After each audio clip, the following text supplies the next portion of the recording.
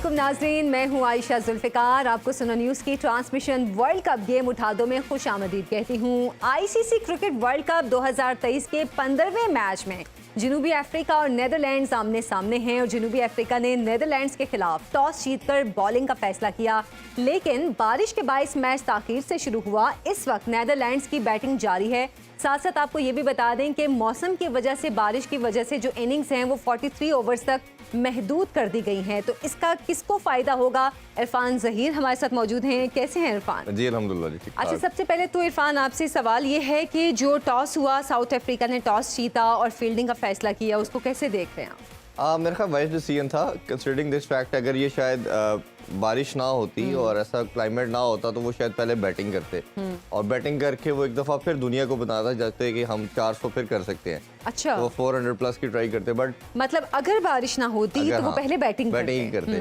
ताकि अपनी बैटिंग उन्होंने बड़ी शानदार एक श्रीलंका के मैच में देख चुके हैं, 428 रन किए थे।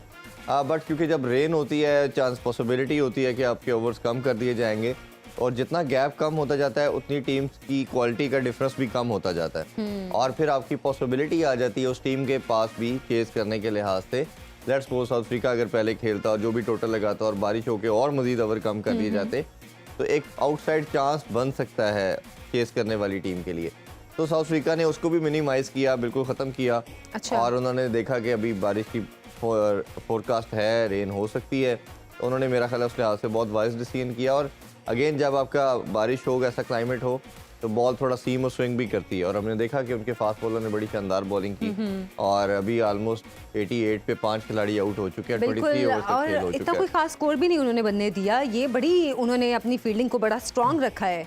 देखिए ओबियसली एक डिफरेंस दोनों साइड्स का बहुत डिफरेंस है। एक इस वर्ल्ड कप के अंदर देखे तो टॉप कर रही है पॉइंट टेबल पे, दूसरी तरफ दूसरी टीम देखे तो 10वें नंबर पे है। तो पहले नंबर पे और 10वें नंबर की रीज़न है कई कि उन्होंने इतनी शानदार क्रिकेट खेली कि वो नंबर 1 पे हैं और इतनी बिलो बार क्रिकेट खेल रहे हैं कि वो 10वें नंबर पे हैं। तो वो तो इधर से क्वालिटी का पाकिस्तान के साथ जब नेदरलैंड्स खेल रहा था तो कुछ बेहतर खेल रहे थे।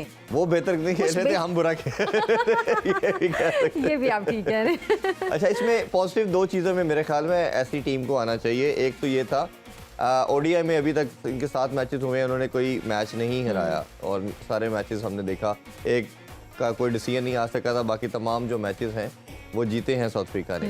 अभी रिसेंटली T20 वर्ल्ड कप याद होगा आपको, उसमें हमने क्वालिफाई करना था सेमीफाइनल में, बट उसमें उसके लिए इनको हारना ज़रूरी था और नीदरलैंड ने वो इनको मैच ग्रुप स्टेजेस का मैच हराया था और उसकी वजह से हमने क्वालिफाई किया था। तो उस लिहाज से तो एक पॉजिटिव था। बिल्कुल। दूसरा अभी जो 2 दिन पहले इस वर्ल्ड कप का एक ही अभी अपसेट हुआ है जो इंग्लैंड को हराया अफगानिस्तान ने।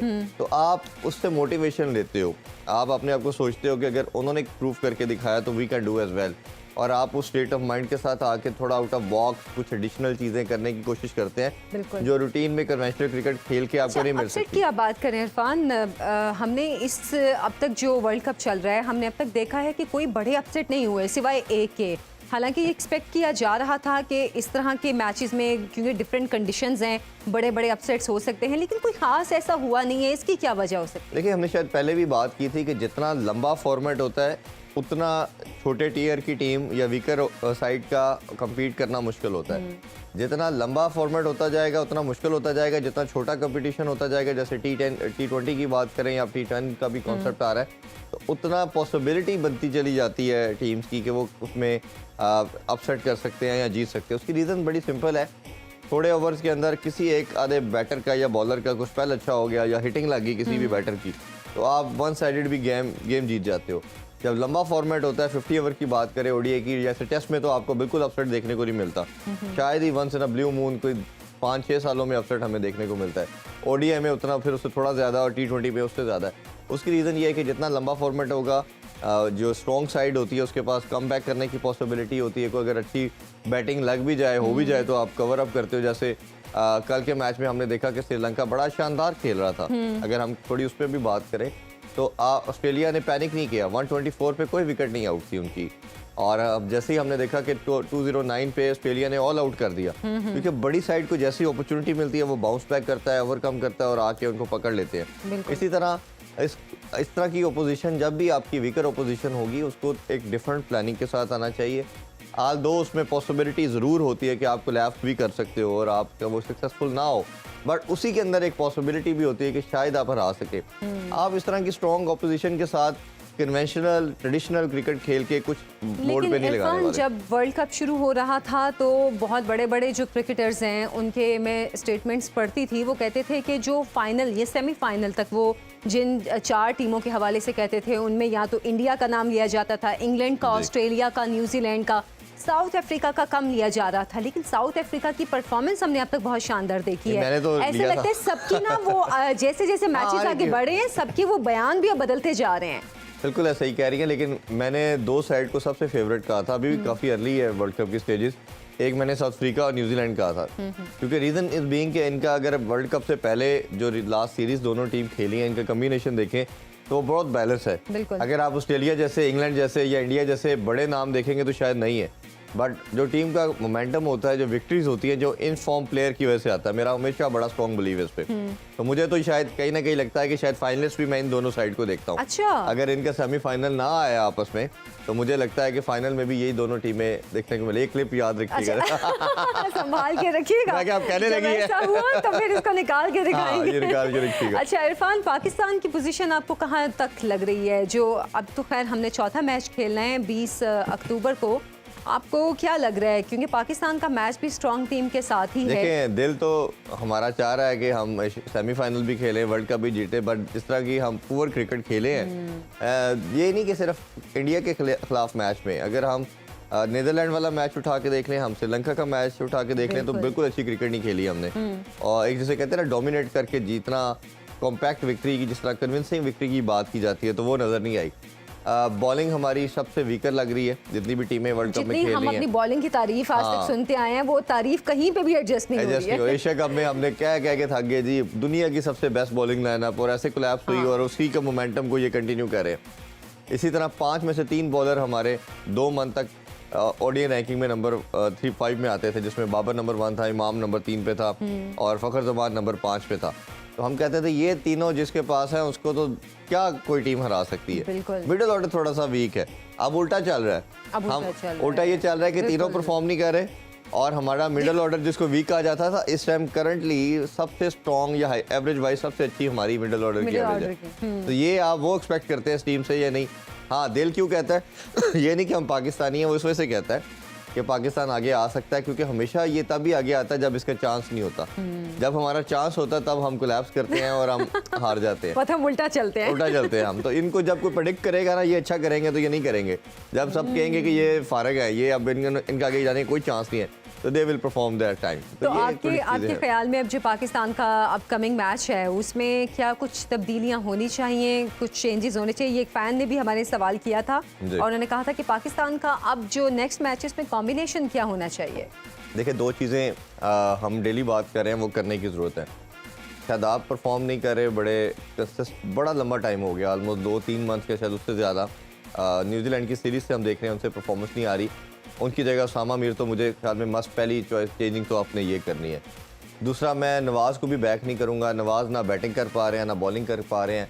जब से लास्ट ईयर उन्होंने 2 साल पीछे अच्छी परफॉर्मेंस की, बट जब उनसे लास्ट ईयर इंडिया के अगेंस्ट आखिरी ओवर में 15 रन बने और उनके बुरी परफॉर्मेंस से पाकिस्तान हार गया था, उसके बाद नवाज़ मुझे दोबारा कम बैक करता नज़र नहीं आया और उसकी परफॉर्मेंस कंटिन्यूसली हमें ग्राफ नीचे जाता दिखाई दिया। तो नवाज़ की बजाय मैं तो ये रेट करूँगा कि आप सलमान अली का आगाह करें।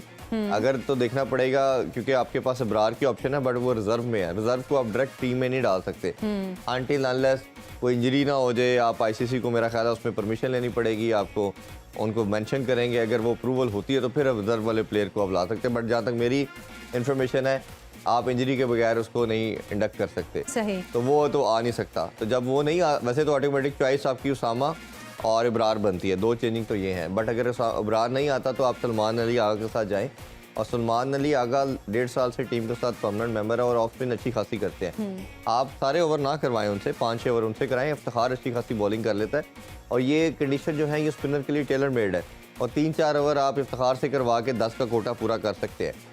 फॉर इंस्टेंस, आपको लगता है कि 10-15 रन एडिशनल दे दिए इन्होंने, लेट्स सपोज आम बाकी बॉलर 50-60 दे रहे हैं, इन्होंने 70-80 दे दिए, तो ये पूरे बैट भी हैं, तो ये कवर आप अपनी बैटिंग से भी कर सकते हैं। जब एक पूरा बैट्समैन आप खिला रहे हैं तो आपकी बैटिंग जैसे मैक्सवेल का रोल प्ले कर रहा है ऑस्ट्रेलिया के लिए, तो सलमान अली आगा वो रोल प्ले कर सकते हैं। और दूसरा टॉप ऑर्डर में मुझे लगता है कि आपको चांस लेना पड़ेगा, आपको रिस्क लेना पड़ेगा, और वो रिस्क लेने का यही तरीका है कि आपको फ़खर को वापस लाना पड़ेगा। अगर फ़खर को इन बैटिंग विकेट्स पे नहीं खिलाना तो फिर शायद आपने कभी भी नहीं खिलाना, क्योंकि हम मानते हैं इस चीज़ को, एग्री करते हैं कि उनकी फॉर्म अच्छी नहीं थी, एशिया कप में फ्लॉप गुजरे, बट आपको बैक करना पड़ता कहीं ना कहीं, क्योंकि आप बाबर, रिजवान और फ़खर तीनों एक तरह के जो इमाम हैं, तीनों एक तरह के बैटर हैं। आप तीनों को अगर 50 ओवर भी खेलने को दे दे तो ये टोटल 260, 70, 80 से ऊपर नहीं बनाएंगे। तो जब ये टोटल लगा होगा बोर्ड पे तो कोई भी टीम आपको इजीली चेस कर लेगी। सही। फखर होगा तो आपका टोटल 350 से ऊपर जाएगा, फखर नहीं होगा तो यही आप 260, 70 की। आप इस हक में हैं कि फखर जमान को लाजमी होना चाहिए, चाहे आप अब्दुल्ला शफीक को लेकर आए, चाहे जिसको मर्जी लेकर आए। अब्दुल्ला शफीक को तो मैं समझता हूँ कि जरूर होना चाहिए, क्योंकि अब्दुल्ला शफीक जो है वो एक ऐसे प्लेयर हैं जिनके पास बड़ी शॉट्स भी हैं। अब ओडीआई क्रिकेट देखे आयशा इवॉल्व हो रही है, अब आप एग्रेसिव स्टेट ऑफ माइंड के साथ आना है। आपको एक ब्रेकिंग दे देता हूँ, हमारे 3-4 प्लेयर इस टाइम बीमार हैं। अच्छा। इससे भी ज्यादा, जिसमें अब्दुल्ला शफीक भी है, उसामा अमीर भी है, शहनशाह अफरीदी हॉस्पिटलाइज भी सुना रहे हैं, ठीक है। तो 4-5 प्लेयर, अबरार की बात हो रही है, जाके हैदराबाद की बिरयानी की तारीफ करेंगे, उस खाने की तारीफ करेंगे तो शायद फ्लू है, टेम्परेचर है और वायरल इन्फेक्शन है सबको। अच्छा, वैसे ये सीजन भी वायरल इन्फेक्शन तो इन वाला है। 4-5 प्लेयर, क्योंकि सिमिलरली पाकिस्तान और इंडिया का वेदर एक जैसा है, तो 4-5 प्लेयर इस टाइम हमारे बीमार हैं, जिनमें से 4-5 का मैंने नाम ले लिया। तो ये भी हमें देखना पड़ सकता है कि वो रिकवरी कितनी आती है। अभी आज पीसीबी ने फर्स्ट टाइम थोड़ी सी प्रेस रिलीज जारी की है, उन्होंने बताया कि most of the guys are recovering well, but वो कितना रिकवर करते हैं, क्योंकि 2 दिन तो रह गए। इरफान, हमने नसीम शाह के मामले में देखा कि नसीम शाह को जब इंजरी हुई, जब उसका हेल्थ इशू आया, तो उसके बाद हमारी टीम ने बहुत सफ़र किया है, बहुत सफ़र किया है बॉलिंग में ख़ास तौर पे। अब आप जो कह रहे हैं कि 4-5 प्लेयर्स बीमार हैं, तो उनका क्या ऑल्टरनेट टीम के पास मौजूद है कि हमें मज़ीद आगे सफ़र ना करना पड़े? देखिए, ऑल्टरनेट तो आपके पास ऑब्वियसली 15 का स्क्वाड है, आपने इन्हीं के रिसोर्सेज के अंदर ही रहना है। अगर कोई ज़्यादा बीमार हो जाता है तो फिर आप आईसीसी के थ्रू अपने रिजर्व को इंडक्ट कर सकते हैं। उसमें आपके पास हारिस की ऑप्शन है, अबरार की है, और तीसरा आपके पास जमान खान की भी है। अब देखना पड़ेगा कि इंजरी की, उनकी जो बीमारी है उसकी नौयत कितनी है, कितने टाइम की है, और आईसीसी उस पर कितना टाइम के लिए वेट करवा के फिर आप इंडक्ट कर सकते हो। ऑब्वियसली क्योंकि ये टूर ऑलमोस्ट प्लेयर के लिहाज से देखा जाए तो वो वर्ल्ड कप से वीक पहले आए थे, तो 55-60 दिन का ये आपका टूर बनता है ओवरऑल। तो इसी वजह से ये रिजर्व की ऑप्शन को रखा गया कि आपके कोई बीमार हो जाता है, कोई मसला हो जाता है, कोई इंजरी हो जाती है, तो 11th आवर पे दूसरे कंट्री से ट्रैवल करना मुश्किल होगा, आपके उसी जगह पे वेन्यू पे लड़के मौजूद हों। बिल्कुल, वहाँ के वेदर को भी, वहाँ की कंडीशंस को भी अंडरस्टैंड कर लेते हैं कि हमें यहाँ पर किस तरह चलना है। और वो रिजर्व का ऑब्जेक्टिव भी यही है कि आप उसी तरह चेंज करके वो लड़का रिजर्व में चला जाएगा, जो बीमार है उसकी जगह पर दूसरा आ जाएगा और उसको इंडक्ट किया जाएगा। चले, बहरहाल मजीद भी इस हवाले से हमने बात करनी है, कुछ क्वेश्चंस मेरे दिमाग में चल रहे हैं, खासतौर पर एशियन टीम्स के हवाले से, वो मैं आपसे उनका जवाब लूंगी। एक छोटी सी ब्रेक से हम वापस आएंगे, स्टे विद अस।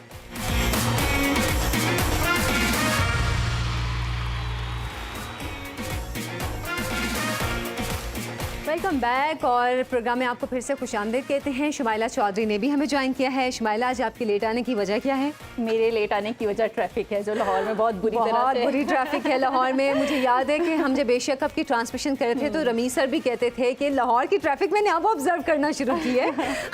मैंने कहा आप ऑब्जर्व किनाल पे, हाँ किनाल पे तो मैंने कहा ना 10 मंथ साल में तो बाहर रहते हैं। मैंने यही बात की, आप ऑब्जर्व करें, हम बहुत शुरू से कर। अच्छा इरफान, मैं आपसे ब्रेक से पहले जैसे बात करी थी एशियन टीम्स के हवाले से, हमने देखा है कि जैसे पाकिस्तान का मैच था, 150 तक सिर्फ 2 आउट थे, अच्छा खेल रहे थे, लेकिन 150 से लेकर जो एंड तक जितने स्कोर उन्होंने बनाए सब के सब आउट हो गए। यही मसला हमने श्रीलंका की टीम के साथ भी देखा, और सेम उन्होंने भी ऐसा खेला। ये जो एशियन टीम्स हैं, क्या इनकी कोई मेंटल ब्लॉकेज है या कोई और मसला है कि उनको लगता है कि अच्छा अब ये इतने आउट हो गए हैं तो बाकी भी कहते हैं अच्छा हम आउट हो नहीं जा रहे हैं?